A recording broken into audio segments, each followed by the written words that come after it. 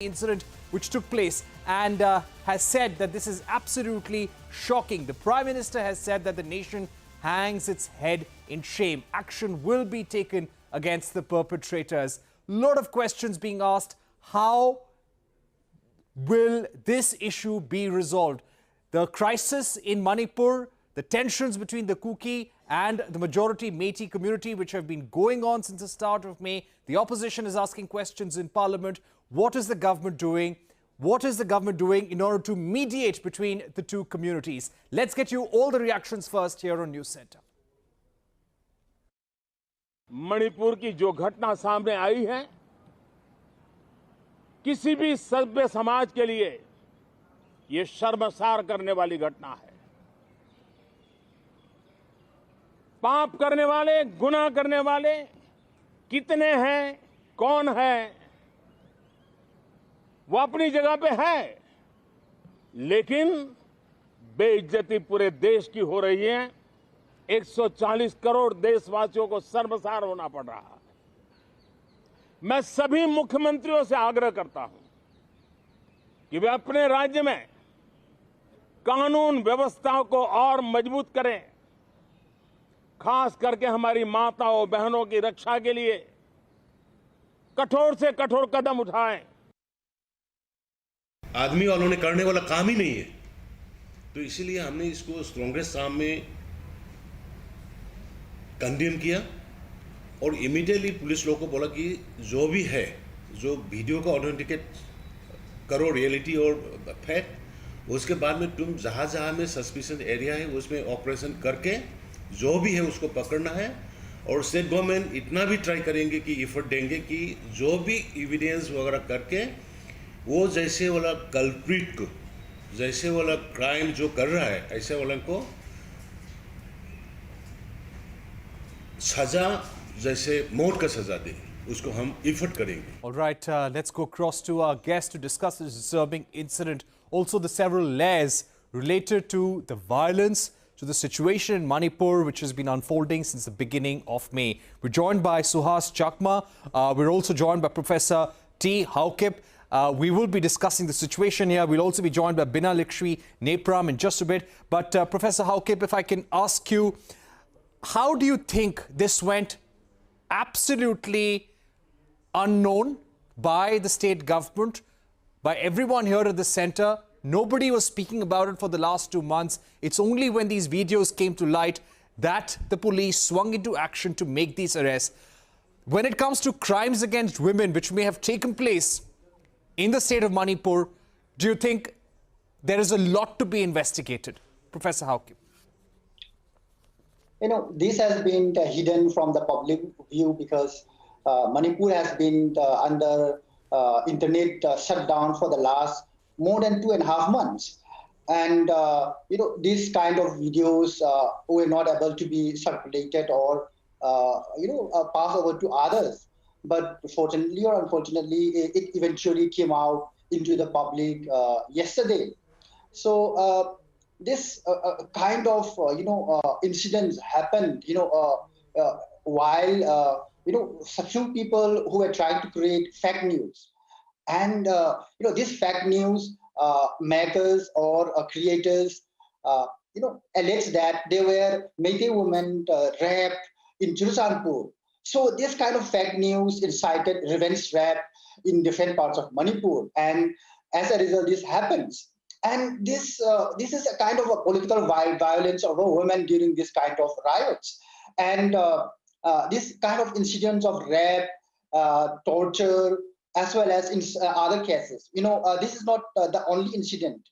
In Imphal also, there are 2 women who have been, raped and killed, and their bodies are still lying in the morgue in Regional Institute of Medical Sciences. So this kind of rape destroys not only the body, but all the souls that has been inside women. So, this is not just a patriarchal domination over a female body. It is also an attempt to signify the domination over the other ethnicity, and that they can do anything over the women and their children. So this is a very kind of sadistic situation that we have in Manipur. Right. Let me also go across to Suhas Chakma at this stage. Mr. Chakma, where do you think the problem lies? Why is the state government, the centre, not able to do anything on the ground? And the fact that these 900 to 1,000 men in a mob were able to parade these women naked, make a video, what is the message that they're trying to send out? This is the height of violence. We've not seen such a case ever happening. What was the message that this mob was trying to send out? Of course, it was to threaten, intimidate people. Well, I think clear message is that there is absolute impunity. They are not scared of anybody because there is no accountability. There has not been any accountability as far as the political leadership who run the state administration are concerned. There has not been any accountability with respect to the arms and ammunition lost, 4,000 arms and 500,000 ammunitions, which the policemen lost and which is absolutely unthinkable, which amounted to, arming the civilians. Then the government started the process of peace building. The committee, which has been set up under the chairmanship of the governor, is not functioning. Nobody knows whether the Justice Ajay Lamba committee is functioning or not. Nobody knows even whether CBI is investigating the cases registered or not. So if you look at it across the spectrum, I think there has been absolute impunity. And we need to see this impunity with this particular incident. That when the incident had come into focus yesterday evening, within less than 6 hours or 7 hours time, the main accused has been arrested. So it basically shows that if the government wants to take action, they can find out that they can take action. And from day one, everybody knows who has been spreading communal hatred online, offline, and who has been organizing, meetings, making songs, and broadcasting them all over the place. So what you see, basically absolute impunity, and whatever reaction has come today from the Prime Minister, it's because Prime Minister was already informed in the morning that the Attorney General and the Solicitor General, we are summoned by the Chief Justice because Chief Justice wanted to take a suo motu action, and the court commences at around 10:30. So obviously, around 9 o'clock, Registry must have informed the Solicitor General, the Advocate General, Attorney General. Then, of course, Prime Minister had to speak, and still the entire condemnation was full of caveats and trying to equate particular situation in Manipur with a generalized violence against women across the country. I think there is, generalized violence against women Professor across Haukim? the country. Right. Professor Haukim, what are the reports that you're getting from the ground? Do you get a sense that the crimes against women are going uninvestigated? The police is busy just trying to maintain law and order, and crimes like these are going undetected? As has also stated, there's a kind of impunity, in Manipur where, people of certain groups have been, given impunity to do anything. So look into some of the police reports, the 0 FIRs that have been filed all over. There are so many FIRs that have been filed in different police stations, but no action has been taken because, the administration has been with those people. They have full impunity over what they did for the last 2.5 months. So with this kind of impunity, people can do anything, and how can they be responsible for the crimes they have committed so far? So there has been police complaints, there are reports about rape, killings and others, burning of villages and other properties. But the police has not been able to take action because they have been divided. Police has not been able to take action impartially as it should be. So this is the kind of situation that we have in Manipur, and there is a total collapse of law and order for the last 2.5 months, and we have been asking for a president's rule from the first week itself, and there's no response from the central government, and this is absolutely a kind of creation of the central government also. Right. I'd like to ask you, Mr. Suhas Chakma, the government, by urging Twitter, YouTube, social media platforms to take down these videos, do you think this is the right thing to do?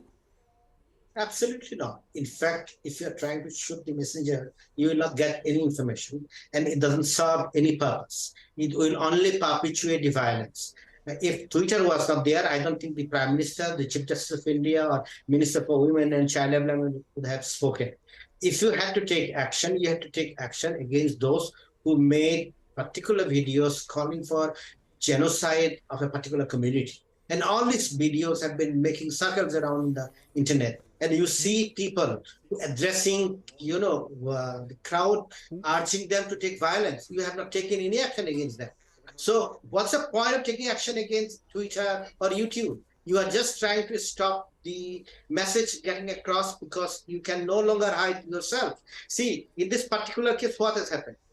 The evidence, the enormity of violence, the inhumanness, the savagery walked into our own spaces, our thinking. So that's why the court is forced to take action. Prime Minister is forced to speak because they didn't do any investigation. It's the evidence which had come on its own into the bedrooms or into our own conscience that we cannot sleep properly without thinking about it. So if you stop this kind of, spread a message, if you take action against Twitter, YouTube, etc., absolutely uncalled for. There has not been any violence after broadcasting of this news by the Twitter or YouTube. It only did one good thing. It forced the Supreme Court to take suo action. It forced the Prime Minister to speak on the issue for the first time in 77 days. So what harm has been done? I don't think in a democracy you should act in a manner which infringes the right to freedom of opinion and expression. Then we can't even have this discussion. And tomorrow they will say, don't discuss this, because if you discuss here, then it will, incite violence there. That's not what democracy is all about. Right. Binanakshi Nepram, thank you for joining us here as well. This has really reached the height of tensions. We've been seeing violence, more than 160 people killed, 55,000 people displaced, more than 5,000 cases of arson in Manipur. What is that the government needs to do now? Both the centre and the state government together need to do now as far as the safety of women in Manipur goes. First of all, both the government at the state and center have failed to protect the lives of just not the women, but 3.3 people living in Manipur. The entire state has been under a state of turmoil with massive atrocities and war crimes committed against citizens and civilians in the state of Manipur non-stop for the last 76 days. So I think for now, the government must own up responsibilities, and those who have let the situation to spiral into this must take the moral responsibility and resign, number one. Number two, that all authorities who are involved in this, who are taking care, supposed to provide the safety and security of every citizen, they must act. They must get the perpetrators who have committed this horrific crime against our sisters and ensure that they must be punished, number two. Number three, we call upon all the women of Manipur and the women of Northeast of India and the women of this country to come out strongly and say enough is enough. This kind of violations must never, ever happen again. So the fact that it is men who started these wars, and these wars are fought violently on the bodies of our women, of our mothers, of our sisters, this is unacceptable. This is a crime against humanity. And the UN itself has said that rape in conflict is akin to being a war crime. And those who committed this war crime, they must be arrested immediately. And justice must be done. All right. Binanakshi Nepram, Professor Haokip, Suhas Chakma, I'll request you to take a short break. We're going to just return in a while from now, and we also have a special guest.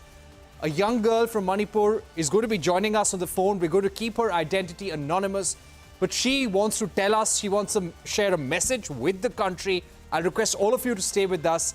We must support the girls and women in Manipur at this juncture. We're going to be right back. Don't go anywhere.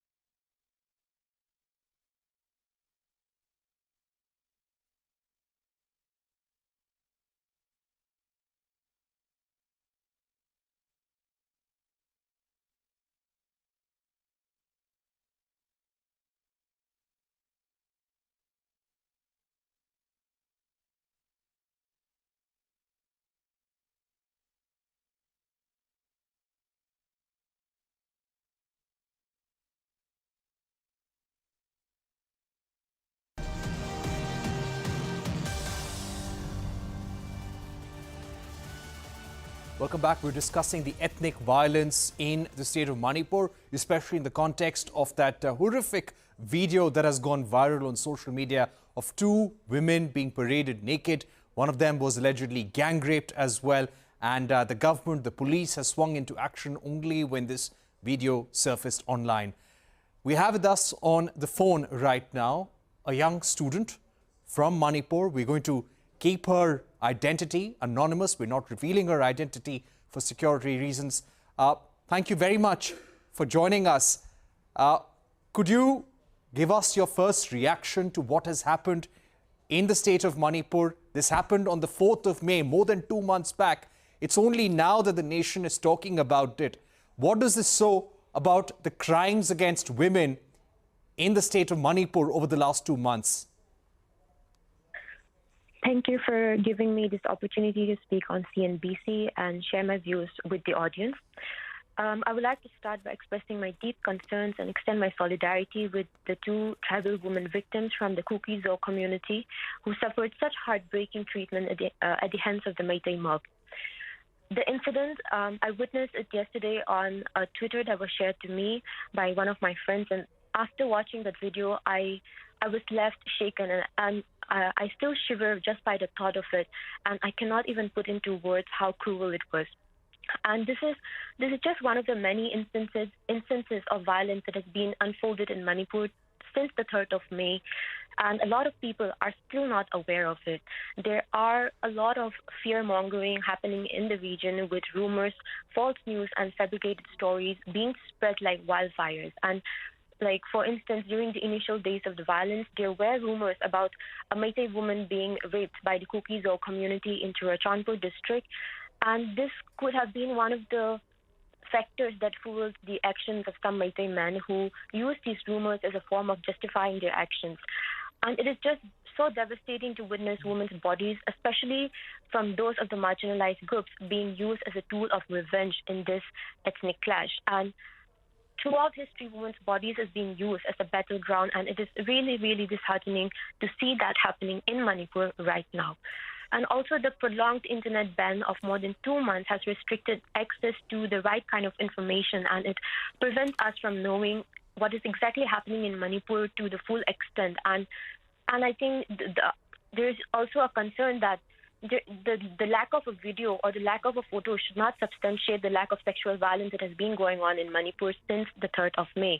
And I really do hope that the concerned authorities look into the matters and investigate it at the earliest possible, because we all know that justice delayed is justice denied.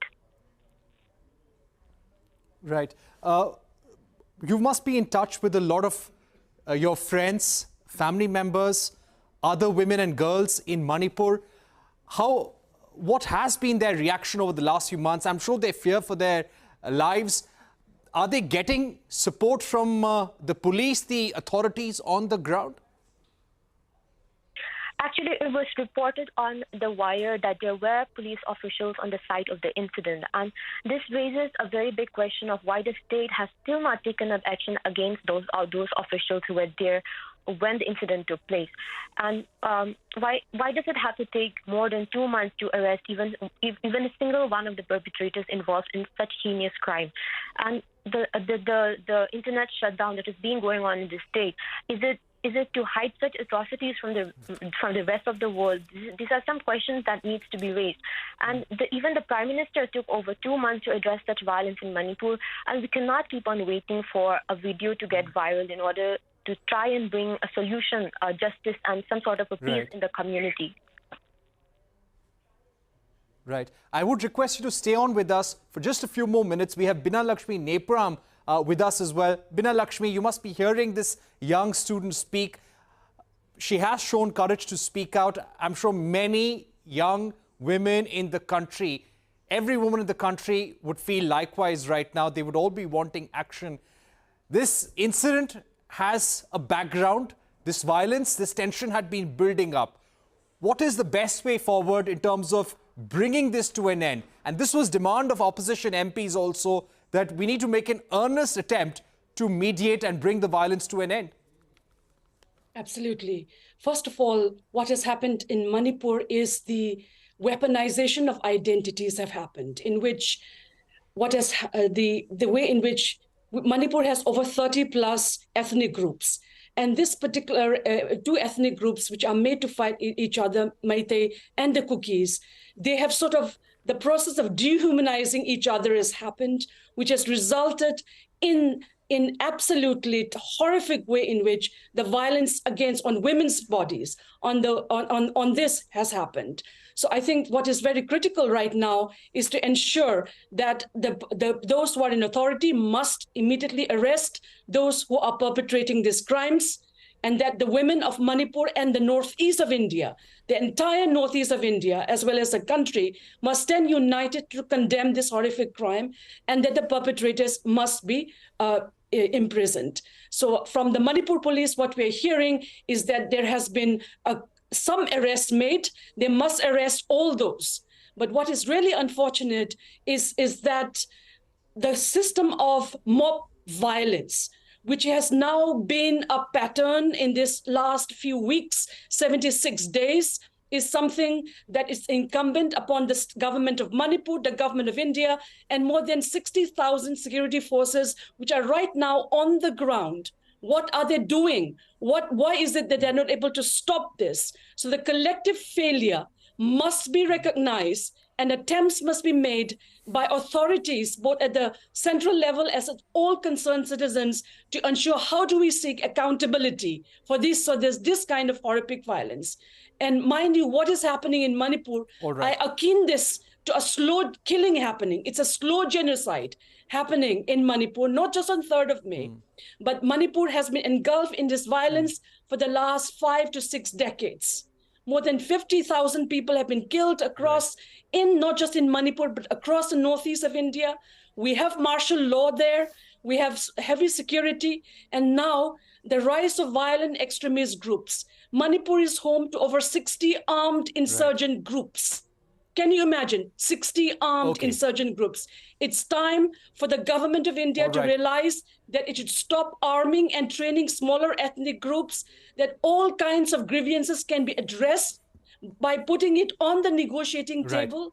Let women be part of these negotiating processes. There are 17 peace talks in India's northeast. I think that's an important message, that women must be part of this negotiation process to bring the violence to an end. Bina Lakshmi, I'm running out of time. Suhas Chakma, Professor Haokip, I'll have to end this here. We also have an exclusive conversation with the governor of Manipur. Let's listen in. Honorable Governor is with us. Ma'am, what is this horrific video has come up, and what are the steps that's been taken by you, ma'am? देखिए, वैसे तो मुझे कल ही इसका जो video viral हुआ था और मैंने देखा ये कांगकोपी जिले की जो 2 बहनें थी, उसको किस तरह से निर्वस्त्र कर उनको घुमाया गया और सामूहिक दुष्कर्म की जो घटना उनके साथ की गई।